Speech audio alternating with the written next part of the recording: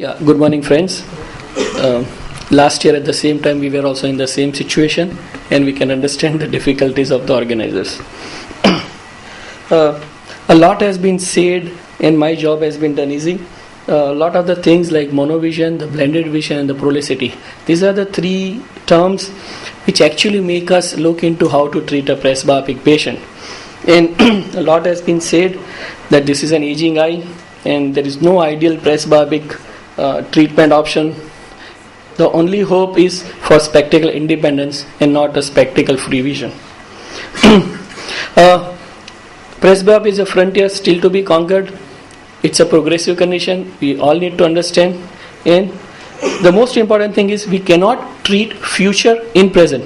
So we cannot treat a patient's refractive status at the age of 55, at the age of 45, of what is going to be at 55. I'll skip all these slides since a lot has been said. Okay, now since now very few people are doing this procedure, a handful, I would just like to talk to you about the procedure itself. The word keratoplasty usually rings a bell of a long surgery, too many sutures and too many follow-ups and also rejection and all that stuff. But well, conductive keratoplasty is nothing of that sort. It's a non-laser, non-cutting, it's a radiofrequency based monovision treatment. I will try to explain this term monovision in my later slides, but it's not actually a monovision. It's a temporary procedure. We have to understand very well that this is a temporary procedure. And what do we do actually in this procedure? Is we slightly stiffen the central cornea and slightly induce myopia. This is actually a very layman's term that I am trying to tell you, that myopia. What Dr. Rupal explained is we slightly make the cornea more prolate. And anybody who's doing a LASIK knows the importance of making a cornea prolate. The radiofrequency waves are used to create tiny burns in the peripheral cornea, which leads to a purse string effect in the periphery, which balloons the apical cornea, thus giving it more plus power and the reading ability to the eye. So, if this is the virgin cornea, after treatment, because of this purse string effect, this slight prolicity induced only about up to a diopter or 1.5. And that is the reason the distance vision doesn't suffer as much. I'll explain this. Okay, this is a video of the actual procedure which is unedited, and this is the actual time it takes to do a procedure. Unfortunately, this template, as it is called, came in very late. The treatment started 5 years before the template started, and this led to a lot of complications and lot of undercorrections and overcorrections. And by the time the template got introduced, the company went bankrupt. That's how these American companies work. And so a very promising procedure just went out of the market. We still keep doing it. We have a huge supply of these templates, and we have a very special window of patients in whom only we do. So in this patient, I think it is 8 points or 16. Yeah. This is very well now controlled because there is a suction applied. The cornea is like our microcotome actually taut, and all the treatments are very precise, which you can see here. Right? Previously, this was not the case. In fact, this template did not arrive into the market for at least 6 to 7 years. Meanwhile, people burned their fingers, and so the procedure also earned a bad name. So it is very safe and effective. The radio waves create a band of tightening. Only topical anesthesia used in office procedure. And the most important term which I would like to use here is the central cornea sparing. Right? We all understand that the moment we make a flap, lace the cornea in the center, the contrast sensitivity and all the things start suffering. And this is a double whammy on a patient who is 45 or 50, who has also started developing very, very mild or slight lenticular changes also.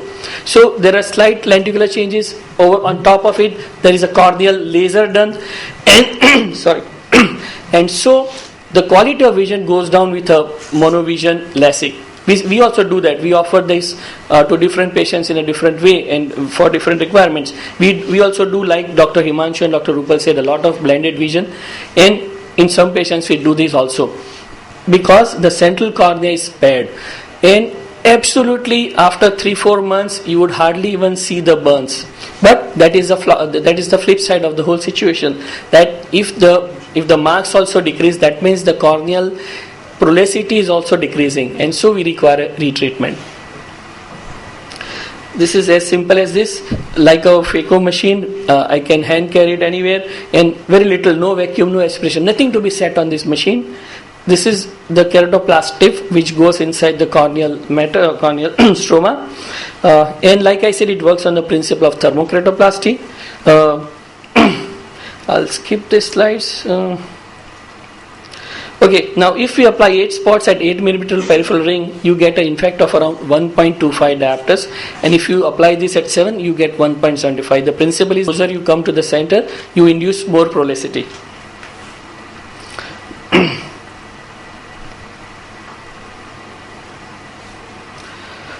In true sense, a monovision procedure takes away the same proportion of distance vision as it gives for the near.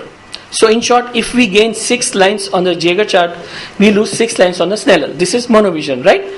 But and this can be mimicked by giving a contact lens. We used to do a monovision contact lens trial on these patients to begin with, which we did not. But does this happen with CK? Well, a big no.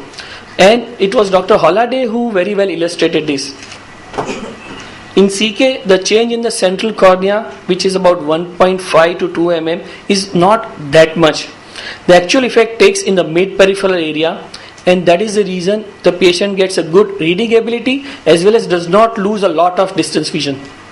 Thus, a person hardly loses a line or two because the myopia induced in right center of the cornea is hardly 1 to 1.2 diopters, and he gains at least 4 to 5 Jaeger lines.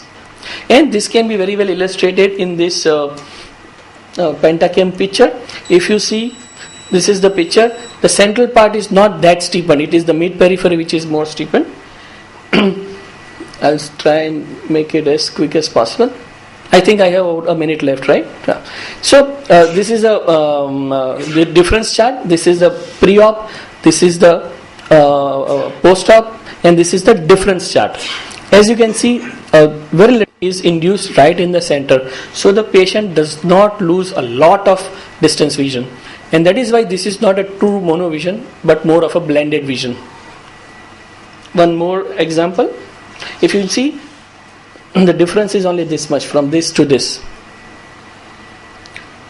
Okay, when do we do it? We do it only in plano press barbs above 45 and in low hyperopic press barbs, but we have stopped this also. We only do it in plano press barbs, and we tell the patient upfront that this procedure is not that predictable. You might require 2 or 3 treatments, or at the end of the day you might just be back to square one.